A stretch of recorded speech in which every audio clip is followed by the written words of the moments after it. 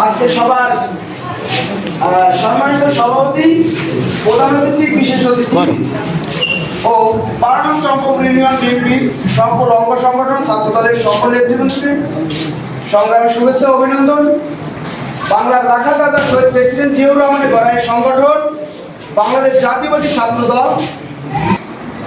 ছাত্রদল আসলে ছাত্রদলের ইতিহাস বলতে গেলে অনেক, যে ছাত্রদল বাংলাদেশের এই রাজনীতিতে অবদান, তার মহান ঘোষক বহুদলীয় প্রবক্তা শহীদ প্রেসিডেন্ট জিয়াউর রহমানের গড়ায় সংগঠন। ছাত্রদলের ইতিহাস বলতে শহীদ প্রেসিডেন্ট জিয়াউর রহমানের হাত ধরে বাংলাদেশে নির্মাণ করার একটা ইতিহাস। ছাত্রদলের ইতিহাস দেশনেত্রী বেগম খালেদা জিয়ার হাত ধরে এরশাদ পতন করার ইতিহাস। ছাত্রদলের ইতিহাস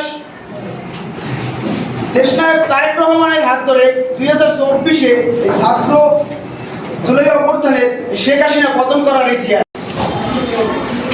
আমাদের উদ্দেশ্য, লক্ষ্য একটাই, যে আমার নেতা আল্লাহ এবিএম মোশাররফ ভাইকে এমপি বানাতে হবে।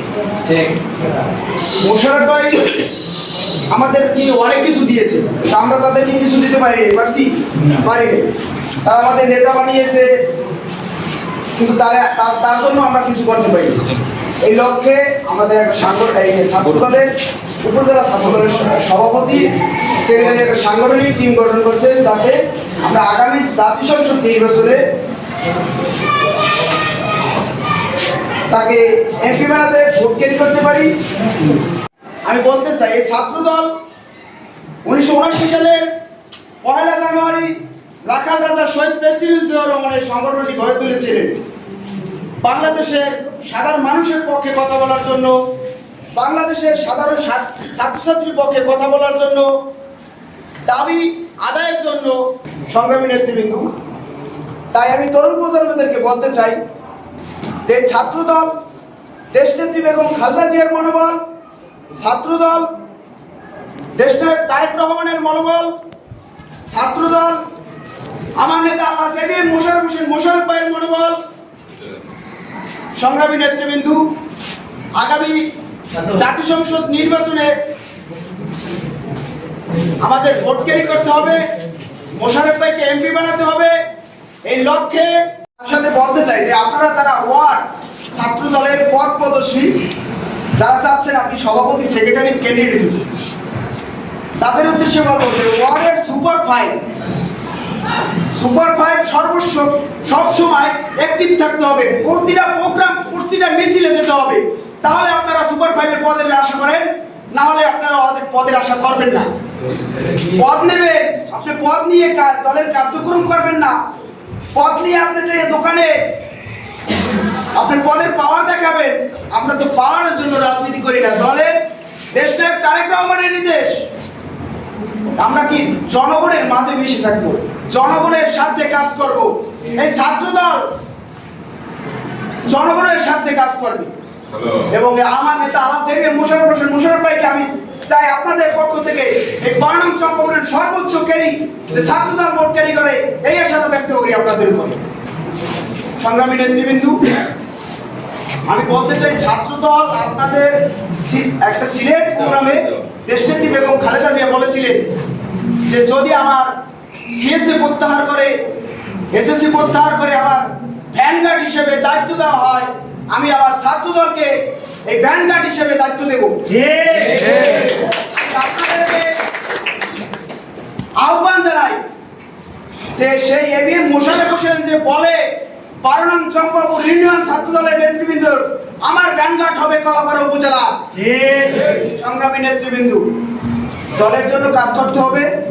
আপনাদের আরেকটা বিষয় হয়েছে যে আমাদের তারেক রহমান সভা, যেটা আসলে ছাত্রদলের ইউনিয়ন ছাত্রদলের সভাপতি সেক্রেটারি যেটা একা পদে যাইয়া মানে ভোট ক্যারি করা সম্ভব না। যেমন সভাপতির বাসা যদি থাকে 1 নম্বরে, সে 9 নম্বরে যাইয়া কিন্তু সে ভোট ক্যারি করতে পারবে না, একটা লোকের বাসায় যেতে পারবে না। একটা ওয়ার্ড ছাত্রদলের সভাপতি সেক্রেটারি তারা পারবে, তার একটা প্রতিটি বাসায় গিয়ে তাদেরকে মা বোনদেরকে ঘরে যেয়ে বুঝাতে, কিন্তু একটা ইউনিয়নের সভাপতি এক ঘর থেকে আরেক ঘরে যেয়ে কিন্তু তাদেরকে বুঝাতে পারবে না। তাহলে কিন্তু আমরা ভোট ক্যারি করতে পারবো। আমার মা বোনদেরকে দাওয়াত দিতে পারবো না যে আমরা এমন একটা নেতা পেয়েছি কলাপাড়ায়, যাকে আমরা এমপি বানাতে পারলে সে মন্ত্রী হলে আমাদের এই এলাকার উন্নয়নমূলক কাজ হবে, এদেশের ছাত্র সমাজের চাকরির ব্যবস্থা হবে। সংগ্রামী নেতৃবৃন্দ, আমি ইউনিয়ন ছাত্র দলের উদ্দেশ্যে আর একটি কথা বলবো, যেটা হয়েছে যে আপনারা ঐক্যবদ্ধ হন। আসলে আপনাদের যে কমিটি জানা মতো মনে হয় 61 বিশিষ্ট, 63 বিশিষ্ট। আসলে আপনারা ইউনিয়ন ছাত্র দলই আপনারা এখানে নাই। ওয়ার্ড ছাত্র দল বাদ দিলে আমি মনে করি যে সুপার ফাইভ বাদে মনে হয় ইউনিয়নের আর কেউ নাই। তাহলে আপনারা সুপার ফাইভ যারা আছেন তারা ঐক্যবদ্ধ হয়ে কাজ করেন এবং আজকের এই যে সাংগঠনিক সভার মাধ্যমে যে কমিটি, সামনের যে কমিটির প্রস্তুতি সভা, ওয়ার্ড কমিটিগুলো, এর পক্ষে হচ্ছে যে আওয়ামী লীগের দোষর আমাদের এর আগে একটা বক্তৃতায় বলে গেছিলেন যে 10টা খারাপ লাগে না, একটা খারাপ হলেই যথেষ্ট। এক বালতি দুধের ভিতরে কিন্তু 1 ফোঁটা চুনা বলে কি হয়, দুধটা নষ্ট হয়ে যায়। সেদিকে আপনারা খেয়াল রাখবেন যে আওয়ামী লীগের দোষর এই স্বৈরাচার শেখ হাসিনার পালিত গুন্ডা বাহিনী যাতে এই ছাত্র দলে কোনো স্থান না পায়। এবং আমাদের টিম গঠন করা হয়েছে এই একটা কারণে, আপনারা যারা এই কাজগুলো যাতে না করতে পারেন। আমরা কিন্তু আপনারা এই কাজ করলে আমরা কিন্তু তাদেরকে ছাড়তে দেব, তাদের বিরুদ্ধে